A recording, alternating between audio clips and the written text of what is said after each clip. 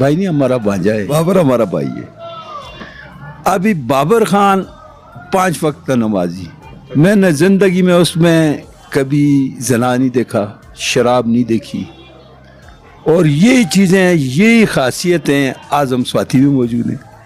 आज़म खान का अपना एक जन्बा है, लेकिन मेन जो वोट जो है वो इमरान खान का था।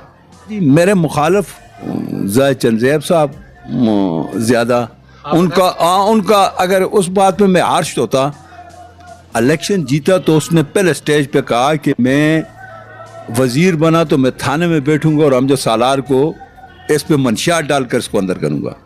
यहाँ की रिकॉर्ड है, मैं अपने से नहीं कह रहा हूँ। किसने कहा था? ज़ाहिद चंद साहब जो हमारा बरखुरदार है।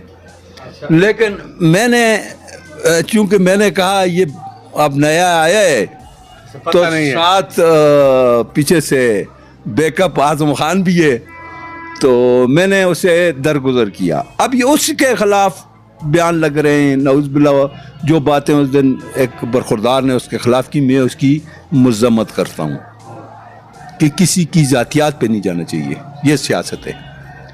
अभी ये 5 लोग जो हैं, इनमें मुनीर लुघमानी साहब है, मैं उसकी भी कसम नहीं उठाता। इकराम गाजी की भी मैं कसम नहीं उठाता, मैं खुल कर कहूँ, और पीटीआई में उसकी कसम नहीं। लेकिन मैं बाबर खान की, मुझे जामे मस्जिद में भी ले जाएं, मुझे आज़म खान के लिए जामे मस्जिद में भी ले जाएं, मैं उन पे करप्शन वाली बात नहीं मानता।